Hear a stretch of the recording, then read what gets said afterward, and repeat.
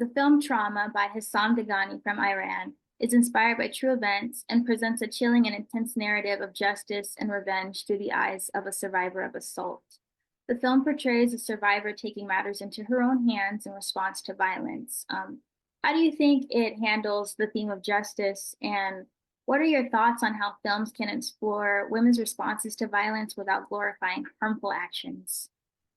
Yeah, so this film is hard to watch, and I think it's important to to emphasize that it's from Iran, and in Iran today, women are, struggling for their freedom in all ways. Women who appear in the street without a head covering get lashes, they're imprisoned. There's been the Women Life Freedom movement going on for a couple of years now. Women, it is so bad for women that they, in some cases, would rather die than continue to live under the gender apartheid that they live under. So I really see this film as an Iranian film, right? Because of, I mean, I guess I don't want to give it away, but like the justice that is carried out in the film, the rage, I would also call this film, I mean, I'm sorry to use the term, but this was like revenge porn, right? Like that's what this film, that was the thought that went through my mind. Um, in the context of Iran, it made a lot of sense. And where women have absolutely no agency or ability to fend for themselves or to get justice, you have to take justice into your own hands.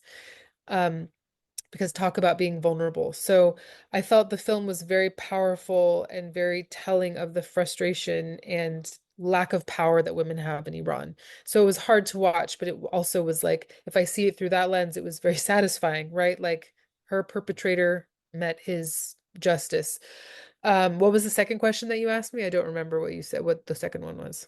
I said, how can films explore women's responses to violence without glorifying harmful actions? Yeah, okay. So that's a real, so yeah, so th this was definitely, there were definitely some harmful actions in this film.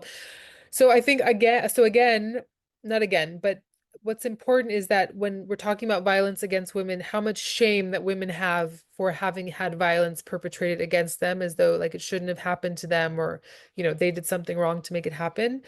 Um, but there is rage. There is rage, right? That rage at being powerless, rage at something being done to you that you did not ask for, that you did not deserve, and that there's no recourse for that. So I can understand why there would be rage, and also like rage is as a way to protect yourself. Like to get to that point of anger, then you can go into like animal mode and fend off an attacker, right? So the rage absolutely has a purpose.